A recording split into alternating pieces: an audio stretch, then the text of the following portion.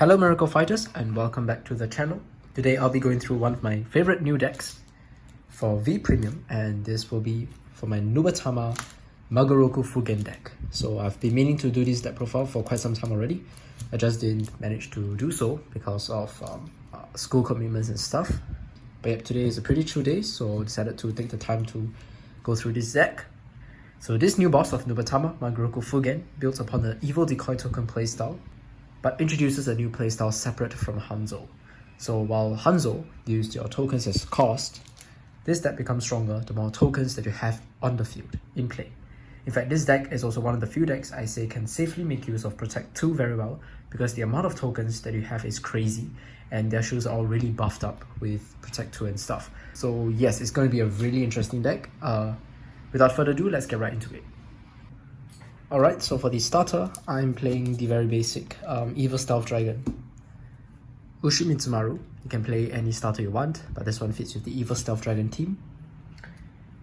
For the grade 3s, let's of course begin first with 4 copies of our main card, and that is the Evil Stealth Dragon Magoroku Fugen from V Clan Collection. So this guy has 3 effects, it's quite beastly. Firstly, continuous during your turn, all of your front row units get plus 5,000 power for each Evil Decoy token on your field. If you have 3, your front row gets plus 15k, which is pretty nice, and makes up for the fact that the tokens cannot boost. Secondly, if your opponent's Vanguard is grade 3 or greater, and you have 3 or more Evil Decoy tokens on your field, all of your front row units get plus 1 critical. This is really good, as with 3 tokens out on the field, your front row basically gets plus 15,000 power and plus 1 critical. So let me just get my tokens up here, in case you guys want to reference them. The tokens also got reprinted in V Clan Collection along with Magoroku Fugen.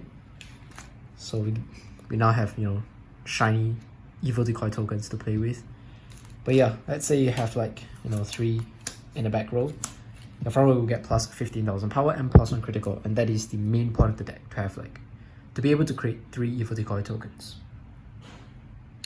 So with 3, your Vanguard will get plus 15k, bring it up to 27,000 power, 2 crits. And if you push hard enough early and get your opponent to 4 damage by your grade 3 turn, by your first or second grade 3 turn, you can actually make all your attacks lethal.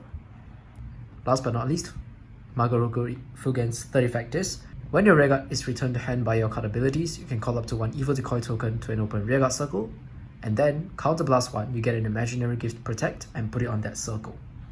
So Magoroku Fugen is also this deck's token generator.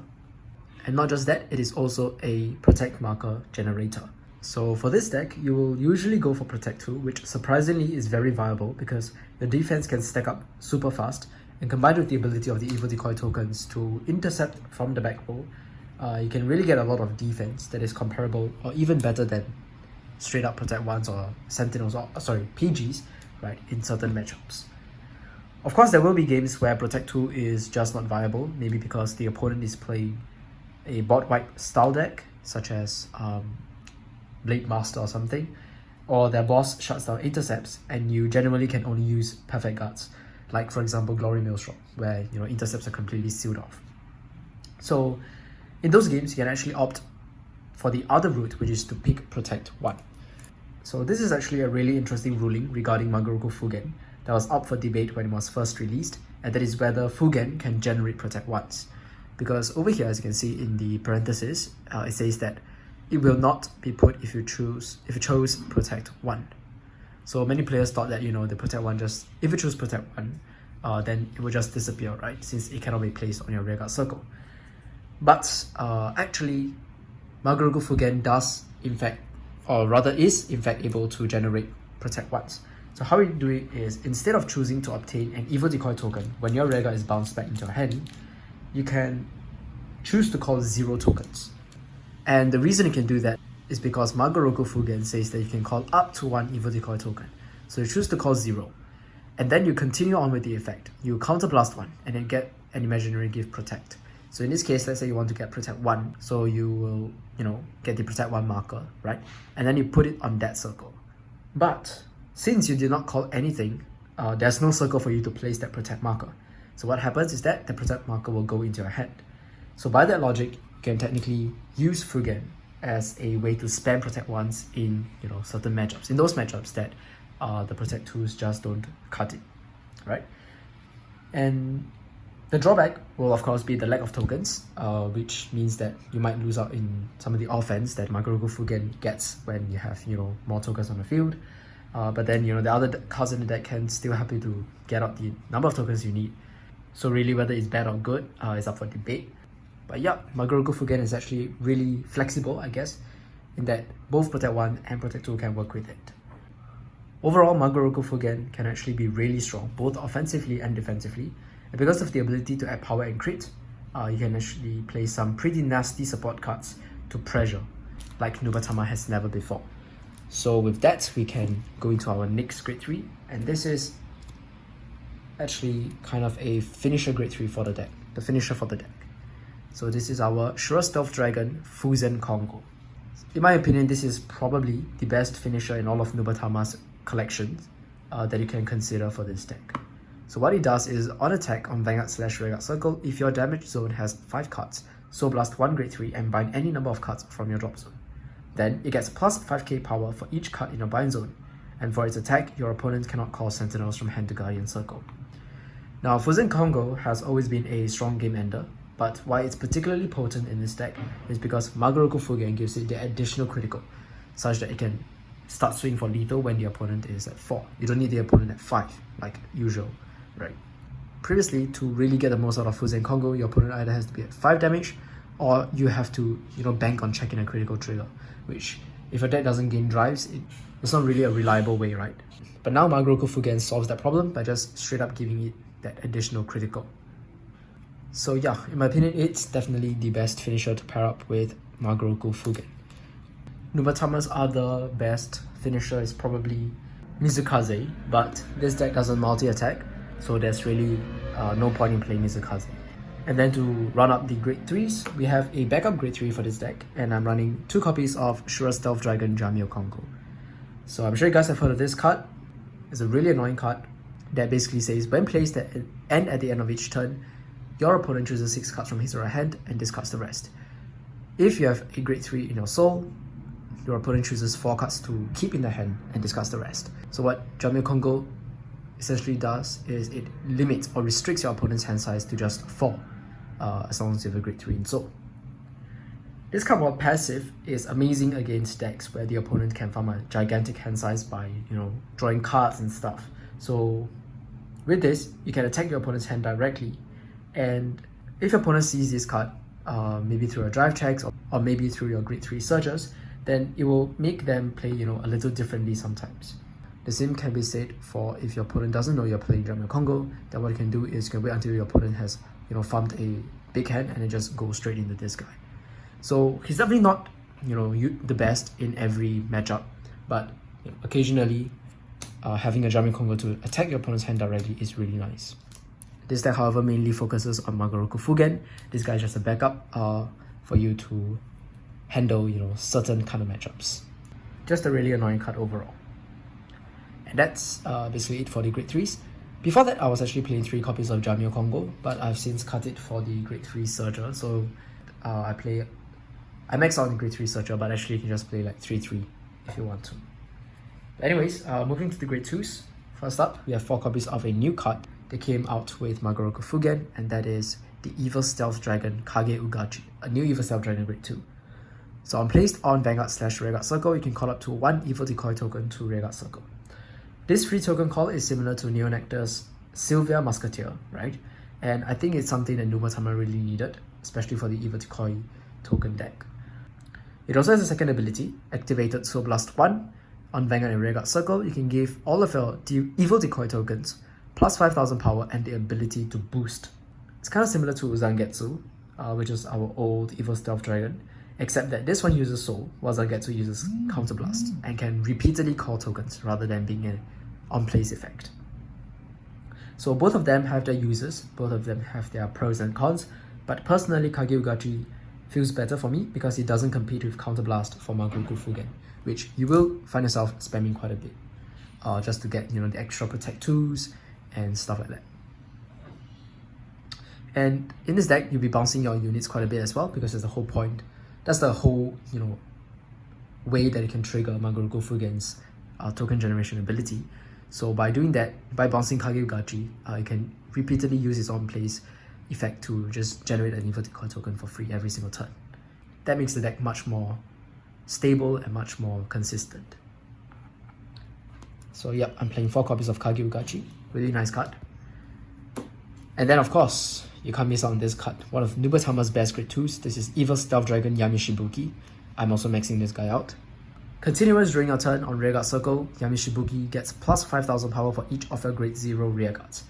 This card with this effect, combined with Magoroku Fugen's front row buff, can become super high powered. Just having 3 Evil Decoy tokens on the field will mean that this card on its own gets plus 15k, and then on top of that with Magoroku Fugen gets another 15k, meaning you can go up to 39,000 if you just play the deck as how it was meant to be played. This is kind of insane, and if your opponent is on grade 3 or greater, then this guy is like 39k 2 crits as well. And on top of that, if you have Kage Ugachi alongside this card, and you use Kage Ugachi to give your tokens boost and plus 5k, then a column of Yamishibuki boosted by an evil decoy token can hit for 49,000 2 criticals, which either calls for a Sentinel Guard or like minimum 3 cards from the opponent's hand. That's crazy, right? But the best part of Yamishibuki is the second effect, which is on attack, you may counterblast 1, return one of your other rearguards to your hand, and call up to 2 evil decoy tokens to Rearguard Circle. This card single-handedly is able to just generate 3 evil decoy tokens on the field as long as your Vanguard is Magoroku Fugen. So what happens is, let's say you have him on the field, you have Magoroku on the Vanguard Circle, right? And then maybe use a column beforehand to attack. Maybe this one attacks first, then this card attacks. So let's say you have, practically 0 evil decoy tokens on the field, which is possible, right? What you can do is, since this card's attacking, you use the on attack ability to bounce one of your other rearguards back into your hand. You generate 2 evil decoy tokens. And then Vanguard's effect, since a rearguard was bounced back into your hand, you can generate 1 more, essentially giving you 3 evil decoy tokens for 1 counterblast, and powering up the entire front row as well, and potentially giving a crit, right, to all 3 units in the front row. But that is if you use him as like, your second attacker or something. Let's say you use him as the last attacker. Let's say you already have like, enough evil decoy tokens on the field. If you use him as the last attacker, what you can do is you can generate up to 4 evil decoy tokens. Basically fill up all your circles with evil decoy tokens except for himself, to prepare for your opponent's turn, which gives you a lot of defense. So all in all, Yamishibuki is just a really powerful card and likely the best grade 2 for this deck.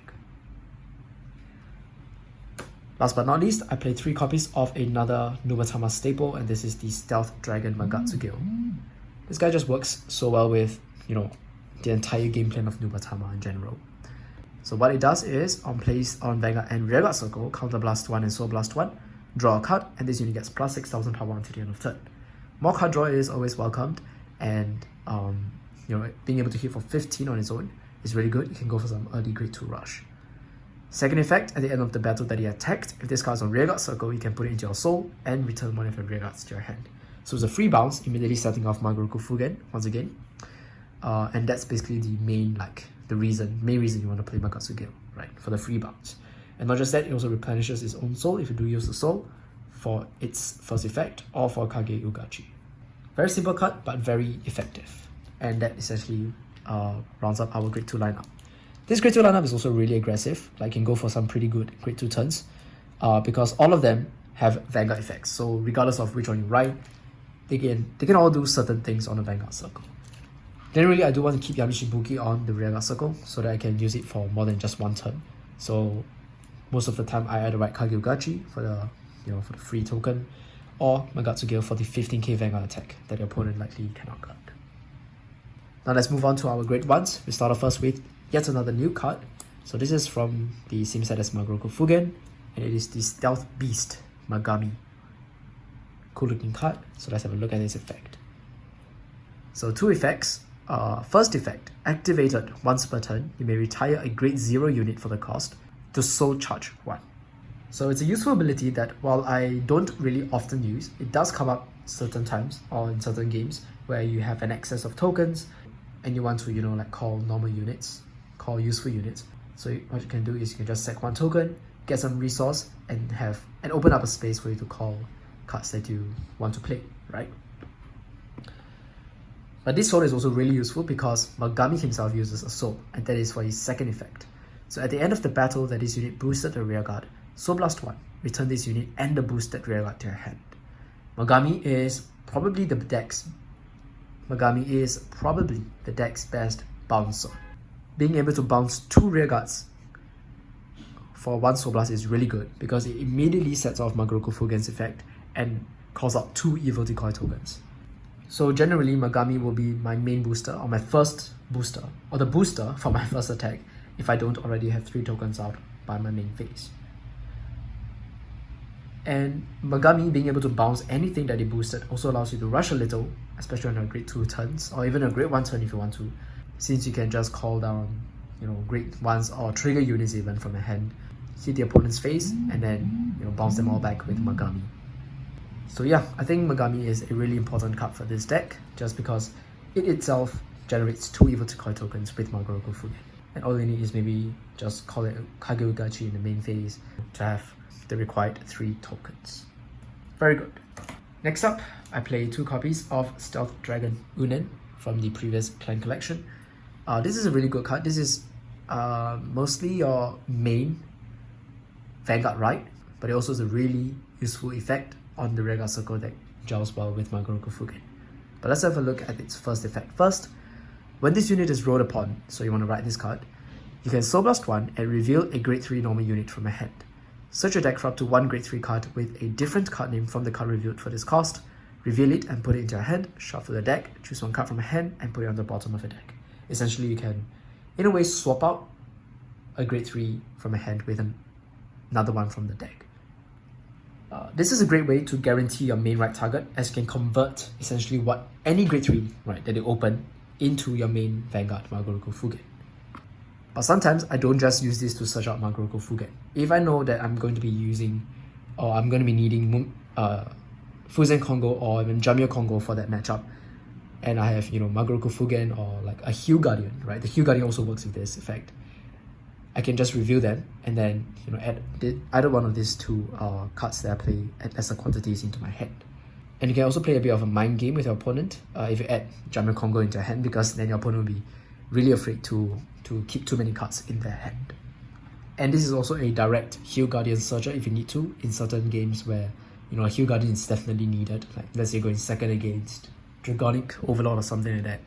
Yeah, you can use this card to search out your Hue Guardian definitely. Right, so a really useful card. Not much space in this deck, honestly, because the other 2 grade ones are also really important cards. But Unen is not in this deck not just for that first effect, but also for the second effect, which is at the end of the battle that this unit boosted the rear guard. You can put the boosted unit into your soul to bounce 2 of your rear guards into your hand. So just like Magami, this guy can bounce 2 after it boosts. So that's like 2 Evil Decoy tokens already onto the field. And the interesting part is that it sends the boosted unit into your soul, which means that you can actually do some pretty interesting plays with this card and Jamio Kongo. So let's say your Vanguard is Jamio Kongo, right? And then you have like a grade 3 on the rearguard circle, maybe another Jamio or maybe a Fuzen that you don't need in the early game. So this is something like that, right? So this is a first grade 3 turn. You can have something like that. So what you can do is on the first grade 3 turn, attack with Fuzen boosted by Unen. And then at the end of the battle that Unen boosted Fuzen, you can send Fuzen into the soul. Now at the end of your turn, Jamio Kongo's effect will proc, and your opponent will discard until they have 4 cards left in their hand, because now you have a grade 3 in your soul. So that's one of the ways in which you can speed up the use or speed up the effect of Jamio Kongo, which I think is pretty neat. It's not always the best play, but if it does come up, I think it's worth trying out, right? I would add 1 more copy of him if I could. Maybe I will cut down the next card, which is the grade 3 Searcher. I'm playing at 4 copies. Stealth Beast Katari Gitsune. Very basic, just a regular top 5 at any grade 3 into your hand. And the best part is that it shuffles. So this combined with Unen, because Unen requires you to send a card from your hand to the bottom of the deck. If you return like a heal trigger or a critical trigger or something like that, all you have to do is call on this one of the turns, and then just shuffle, give it a good shuffle, right? But cards are very good today, is also good as it's a great one that can act as a solo attacker. As long as you have a token unit on the field, it gets plus 5,000 power, meaning you can hit for 13k. And that's like magic numbers as well. Finally, I play 4 copies of Stealth Rogue of the Night, Sakura Fubuki, the deck's countercharger. So on place on rearguard circle, if you have 3 or more units, you may discard a card from your hand to give it plus 3,000 power, so it becomes 11k. And then if you have 1 or less face-up cards in your damage zone, you can draw a card and countercharge 1. So a lot of things going on actually. Firstly, it's a filter. Secondly, it gets power. And thirdly, it is your countercharger. And this deck can actually burn through your your counterblasts really quickly because of cards like Magoroku Fugen, which wants to spam, protect markers and spam evil decoy tokens. Or rather, protect markers, right? The counterblast is only linked to the protect marker generation, not the token generation. But I mean, who doesn't want to spam, your protect markers, right? So yeah, Magoroku Fugen will definitely be using your counterblast quite a bit. Yamishibuki for the bounce also, and you also want to make sure you have enough counterblast to make full use of Magatsu Gil. So that's why I play 4 copies of Sakura Fubuki. You can never go wrong with this countercharger, and you can just keep on recycling the Sakura Fubuki by bouncing him back with Gil or Yamishibuki, since it's a non-place effect. And 11k is actually pretty interesting because it does make magic numbers with your grade 2s, allowing you to make like 20k columns basically. Or 11k boosting your grade 3s will be like 23 as well. So yeah. That's essentially it for the normal units. I think it's a pretty solid lineup in my opinion. Of course, certain ratios can be adjusted. Maybe you want more Unans, maybe you want more Gemio Congos, you can go ahead and add them. But I think for now, this is what has been working for me so far. Before we end off the video, let's not forget about our trigger lineup. So let me just move these guys to the side so that we have space for our triggers. We start off first with our critical triggers. Very important. We have 5, 6, 7, 8 critical triggers in this deck. 4 draw PGs, draw triggers, and then 4 heal triggers. So let's talk about the crits first. I max out on the crits because for this deck, you just want to be really aggressive from the get-go. You want to be pushing your opponent, hopefully to 4 damage by your first grade 3 turn, because that's where Magoroku Fugen can potentially give everything, for an additional crit and make everything lethal. But that's if you're going second. If you're going first, then the double crit only comes in 1 turn later. But it's still good to still push, right? And the crits really help with the aggressive. With that aspect of the deck, right? The aggressiveness and stuff. It also increases the possibility of you triple critting your opponent, because let's say you have, like maybe a double crit Vanguard attack and your opponent just decides not to guard because it's too high or something like that, and you check a crit, you can just do them 3 damage straight and potentially win the game right there. Or if not, you can just spread to your high-powered rear guards. I mean, Yamishibuki with 49,000 power and triple crit is really scary, right? So that explains the crits. 4 draw PGs, because this deck, you will usually go into Protect 2 as I've mentioned. So having, Protect 1 kind of, or rather like, complete blocks, complete nullifications are really important as well to guard insane attacks. Like 70k Valkyrion and stuff like that. And having additional draw power is never bad, right? This deck does need to see its pieces. It does need to see your bounces. Maybe you just want to see your pieces so that your deck can function smoothly, and draws will help in that. And then finally, our heal triggers, 4 copies. 4 because, because why not? Heals are just really good. But I'm playing 3 Heal Guardians, as you can see here, 3 Mumio Congos, and 1 20k heal. I think it's up to you guys. You can just play, you can max out on the Heal Guardian to try to stave off your opponent's offensiveness in the early game, especially if you're going second. But I do like the 20k shield that the grade 0 heal offers. It does help sometimes, but I mean, it's a personal player preference kind of thing. But definitely I would recommend your Heal Guardians, really important cards, because you don't want to be rushed down first before you can hit you, before you get a chance to kill your opponent. And with that, we basically come to the end of the deck profile. This is the entire deck laid out. So yeah, overall the deck I think is one of the most fun I've had with Nubatama. I I don't think I would consider it the strongest because it does have certain aspects in which it is much weaker in, but generally the deck is rather thought-provoking in that you have to arrange, or rather set up your board properly, set up your attack patterns properly. You only have 5 circles and you want 3 of them to be evil decoy tokens. How then can you best maximize or best make full use of the 5 circles available to you to make your your attacks and stuff like that? So that's one thing. Second thing is also the balancing of the resources. Generally, I go ham on my counterblasts really, because I just need to see 1 copy of this and I can just keep on reusing it. But you also want to be careful. You don't want like a situation in which you spam all your counterblasts and your opponent blocks you at like, or keeps you at like 4 damage and doesn't give you any face up at all or stuff like that, and your plays end up being really weakened. So you do have to take note of that.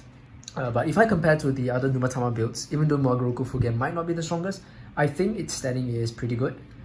It is only a 3 attack deck, unfortunately, compared to many of the other Nubatama decks. Like Hanzo can do multiple attacks, Shiranui has like 4 attacks, right?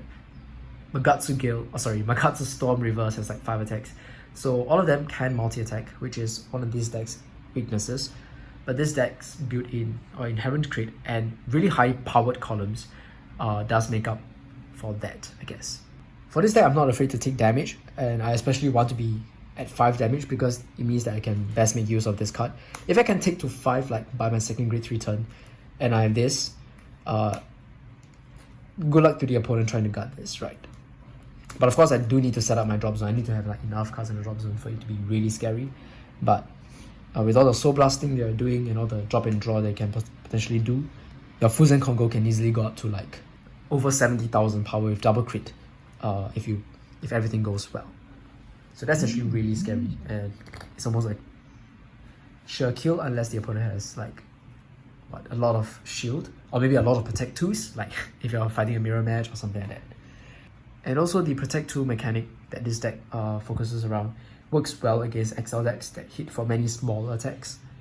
And that's because having just 3 evil decoy tokens with maybe a protect 2 for each of them already means that you have like guaranteed 3 15k intercepts on your field already.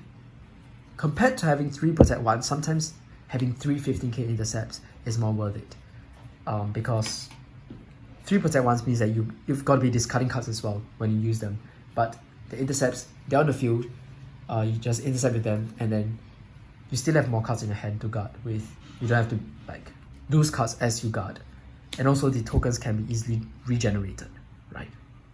Plus, Protect 2 also gives you power. So if you use Kage Ugachi, you also get offensive benefits off of Protect 2. So I think Protect 2 really works the best with Magoroku Fugen. But I think I did mention this at the start, which is that this deck has a really big weakness against decks that can stop intercepts, because then there's really no point in choosing Protect 2. So for those games, maybe I will go for Protect 1. And another really big weakness of this deck is against like board wipe decks. I've already mentioned like Blade Master and stuff like that, but that's very basic. One very interesting and very annoying matchup is if you're matched against another Nubatama player and that player is playing Hanzo. So Hanzo, as you guys know, is the other evil stealth dragon, and that one actually completely wrecks this deck, because what Hanzo can do is Hanzo bounces everything on the opponent's field. And let's say your opponent is Hanzo, right? So Hanzo basically bounces everything on the field back into your hand, and then makes you discard for each card that you return, for each card that was chosen to return to your hand. And because for this deck, generally you have like 3 or 4 evil decoy tokens at the end of the turn. So let's say you have maybe 3, right? 3 evil decoy tokens and 2 units in the front row. Let's say the Hanzo player bounces everything back into your hand. There's like 5 cards returned back into your hand. But because the evil decoy tokens don't go into your hand, instead they disappear, you're technically only returning 2 cards into your hand. However, Hanzo still makes you discard 5, because that's the number of cards that was chosen to return to your hand. So in that case, you're actually going -3, which is really painful. And yeah, every time I face another Magoroku Fugen player with Hanzo, it's just not a really good experience for the Magoroku Fugen player. So I think that's the biggest like matchup weakness for this deck, which is against a Hanzo player. and for those kind of battles, it's going to be really uphill. It's down to whether you can just keep on critting your opponent and stuff like that. But most of the time, Hanzo should be able to block it pretty well. But yeah, besides that, the deck should do okay into the other decks. It's relatively fast, and I think it just has a really nice balance of offense and defense.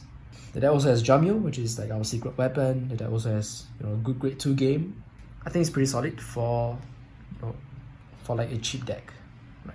Because you can actually get these cards. A lot of these cards are actually reprinted in VD Clan Collection. And yep, that's pretty much it for me. I hope you guys enjoyed the video. Do let me know what you guys think of my list, whether you guys have tried, you know, maybe different variation of Magoroku Fugen. But if you have any suggestions for me, do feel free to leave them in the comment section down below. I'll be sure to reply to them. And I'll see you all in the next one. Till then, bye guys.